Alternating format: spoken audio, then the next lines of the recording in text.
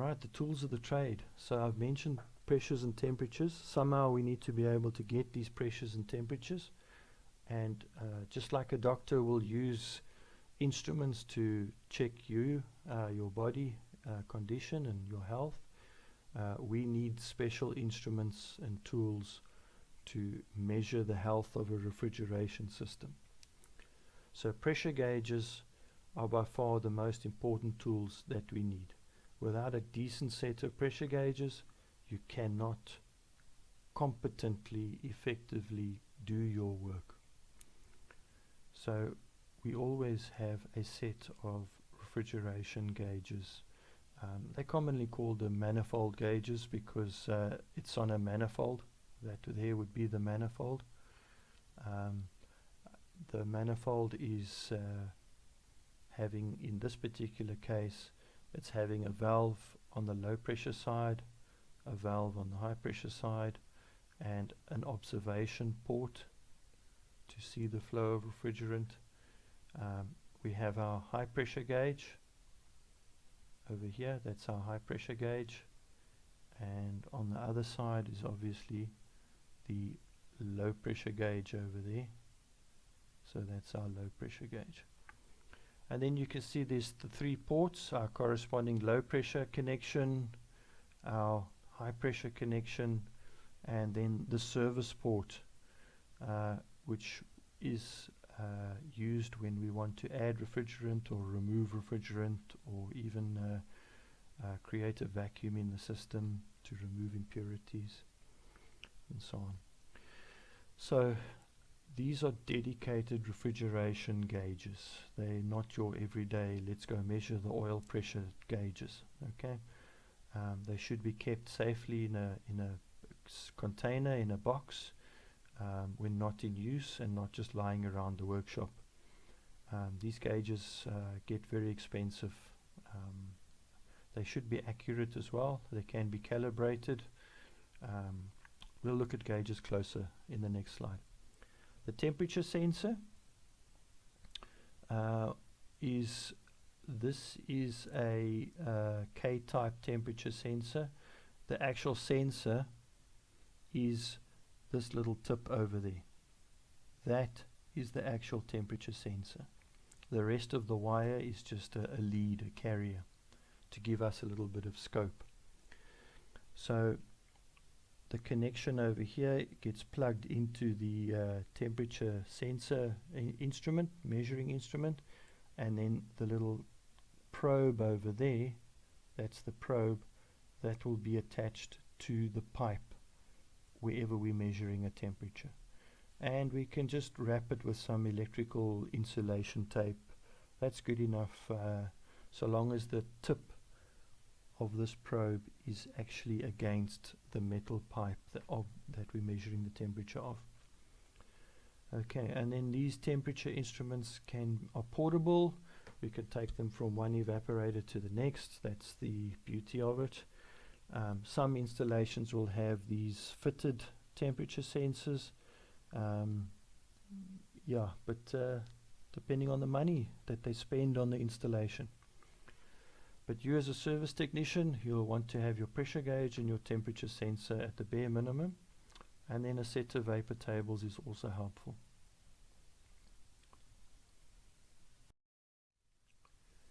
Okay, so looking at the pressure gauges, we have dedicated high pressure and low pressure gauges.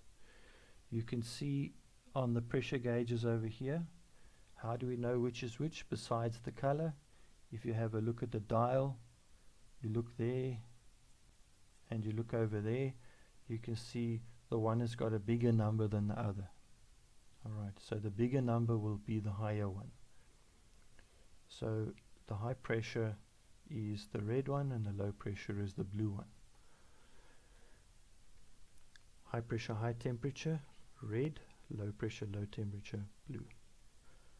Okay, so looking at the dial of the gauge, we can see that there's pressure indications, and in this case the red one is indicating PSI,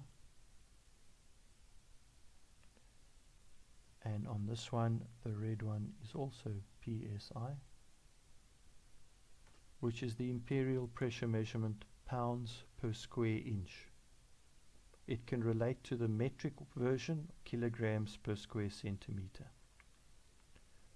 Okay, then over here we can also see the pressure measurement in metric, and that's bar. Alright, so the black numbers is pressure in bar in both cases.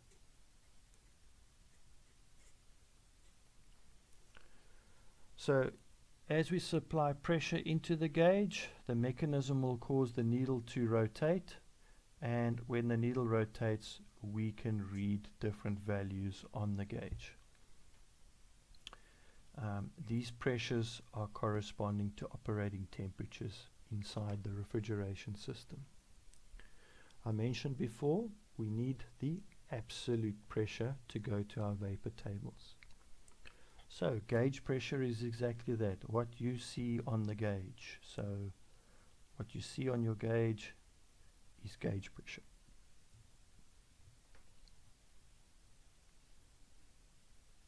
Okay, so we need to be able to convert gauge pressure to absolute pressure, and down here we can see the way to do that is to add the pressure of the atmosphere to the gauge.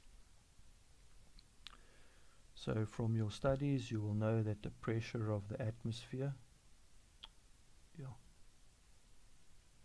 pressure of the atmosphere is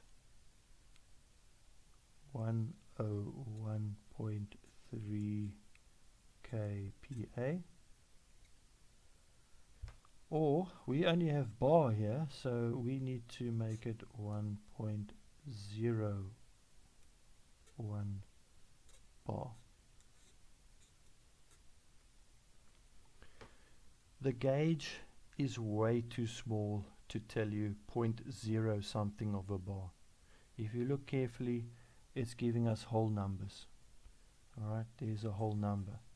So we can go 15 or 16 or 17, and if we look carefully, the little divisions, they divided into 20s or 2s. So 15.2, 15.4, 15.6 and so on. Okay.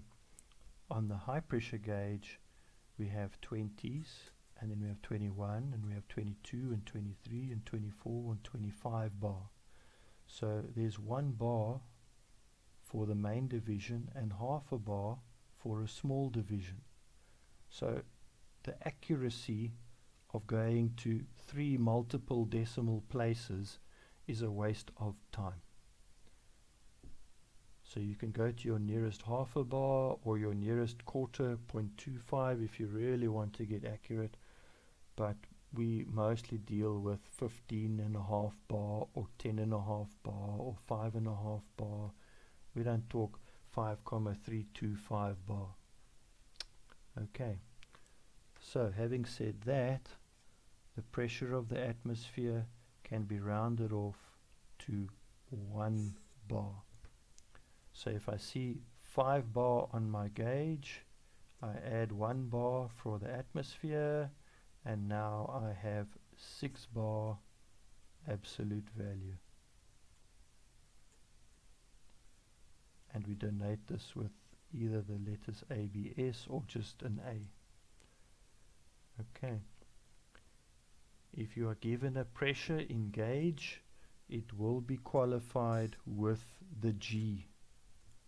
The G after the PSIG or BARG or KPAG is telling you it's a gauge pressure.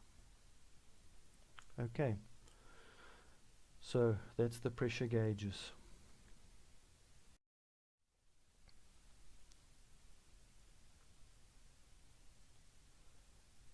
So also on the pressure gauges we can see that they have temperature indicators. So the inner chart, so the pressure gauge had inner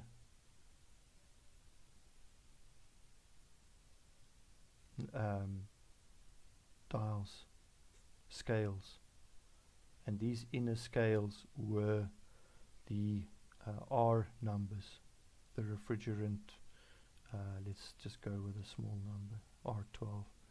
So where the needle of the gauge points, okay, where the needle of the gauge is pointing, you will get your corresponding pressure over there, and over here you will get the corresponding temperature. So your vapor tables are actually on the refrigerant gauges. So the technician out in the field carrying out a service, he doesn't have to carry a whole bunch of papers with him. He can connect his gauges, he can read the pressure and the saturation temperature directly off the gauges. Having the vapor tables, you can get a little bit more accurate, but strictly speaking, operating and checking and maintaining whole numbers and half numbers is accurate, sufficiently accurate. Okay, so we would be working in the workshop and we would take our gauges and we would connect them to the system. The system has got places to connect gauges. So these places are known as service valves or service ports. And we have a compressor. So our compressor over here, and on the outlet of the compressor will be a discharge service valve. And that service valve provides facility to connect the pressure gauge, which would be a port over there. Okay. So that would be the place where we would get our high pressure measurement from. That high pressure exists from the outlet of the compressor through the condenser and to the inlet of the orifice of the expansion valve. So that pressure, although we measure the pressure over here, the pressure over there, the pressure inside there, the pressure over there, the pressure here, it's all the same pressure. If the system is well built, well designed, there should be no real drop in pressure, no real measurable drop in pressure. So measuring the pressure here, where they give us the access, is pretty much the only place we can do it. If they give you access elsewhere, that's great. So that pressure is telling us about the saturation pressure temperature inside our condenser. So that's why we need the high pressure gauge. On the low pressure side, we have a suction service valve on our suction side of our compressor, and this gives us facility to connect the low pressure gauge. So we would make our low pressure connection there, and we would then have our low pressure gauge giving us our low pressure, and that low pressure is telling us what's happening in the middle of our evaporator. The low pressure exists from the outlet of the expansion device all the way through our evaporator and all the way into our suction valves of our compressor. So again, wherever we can measure the pressure, great, but if we only have a suction service valve, that will do. As can be seen, blue gauge, blue pipe, low pressure, red gauge, red pipe, high pressure. That is just good, safe practice. If you leave your gauges hanging somewhere, connected to a system, somebody else comes along and you've mixed and matched pipes and you've mixed and matched gauges, it can be unsafe. It's also just not good working practice. Okay, so let's have a look at this now. The high pressure gauge is used to measure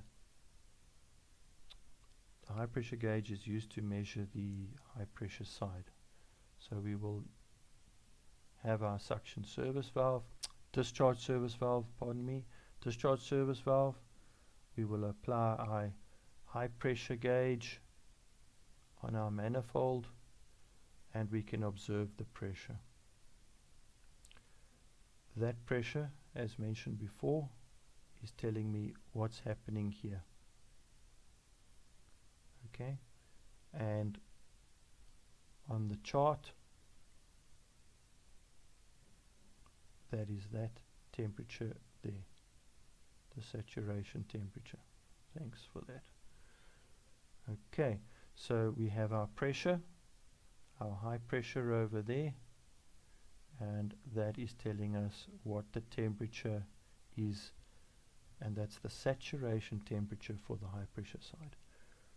To measure subcooling, we need to be able to apply our little temperature sensor to that pipe, and we then our temperature sensor, and we can measure the temperature of the actual pipe.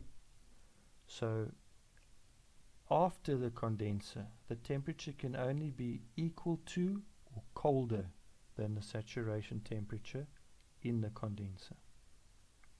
Let me repeat that. The temperature after the condenser can only be equal to or colder than the saturation temperature of the condenser. That means subcooling is always going to be down. So subcooling will be measuring that value there. Okay, so how to get the necessary information to work out the subcooled value.